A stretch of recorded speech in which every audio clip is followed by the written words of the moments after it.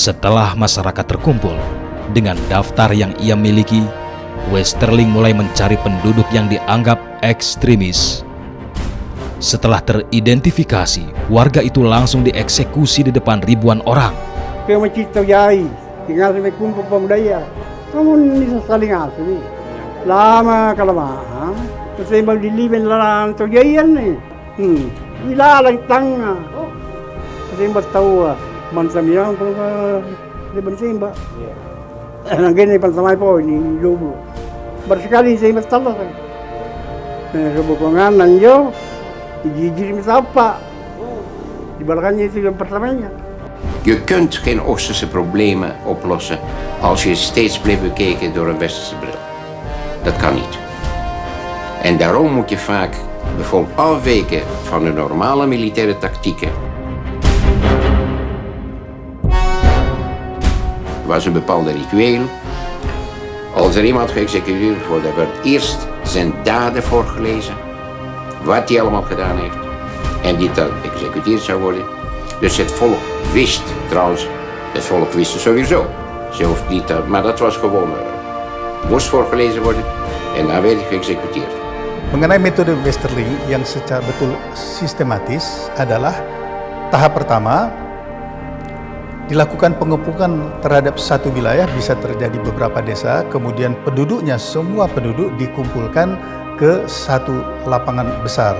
Tahap kedua, berdasarkan daftar nama dari para informan-informan mereka yang adalah pribumi, yang masuk kategori pengkhianat bangsa, pisahkan orang-orang tersebut, dan kemudian langsung ditembak mati di tempat. Jadi ini yang dinamakan metode Westerling, standrechtelijke eksekusi, tembak di tempat.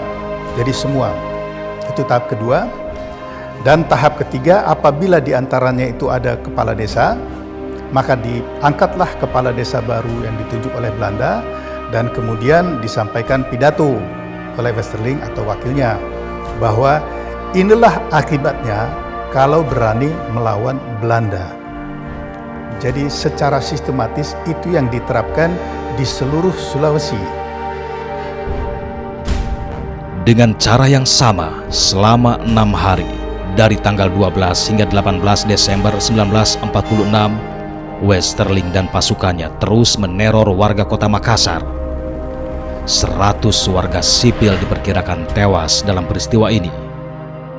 19 Desember 1946, untuk memberikan keleluasaan bagi Westerling, Jenderal Simon Spoor memberlakukan keadaan darurat perang di daerah Mandar, Parepare, Makassar, dan Bantai. Tak hanya dengan kekuatan senjata untuk memisahkan Sulawesi Selatan dari negara Republik Indonesia tanggal 7 hingga 24 Desember 1946, pemerintah kolonial Belanda mengadakan konferensi Denpasar. Konferensi ini adalah tindak lanjut konferensi Malino untuk memperkukuh negara Indonesia Timur. Hasilnya, tanggal 24 Desember 1946, Belanda memilih Cokorda Gede Raka Sukawati sebagai Presiden Negara Indonesia Timur dengan wilayah Karisidenan Sulawesi Selatan, Sulawesi Utara, Bali, Lombok, dan Maluku. Sebenarnya Belanda itu punya rancangan bahwa mereka tidak dapat menduduki Indonesia lagi secara keseluruhan. Karena itu mereka merancang membangun negara federal. Langkah pertama yang mereka anggap mau bisa membuka peluang bagi yang lain itu adalah wilayah yang disebut Grote-Oos. Karena selama mereka berkuasa, ini Grote-Oos, jadi dari Maluku, dari Nusa Tenggara, dari Sulawesi itu selalu melakukan perlawanan terhadap Belanda. Akhirnya sasaran pertama adalah ini, kalau NIT sudah berhasil dibentuk, itu berarti yang lain akan mudah dibentuk.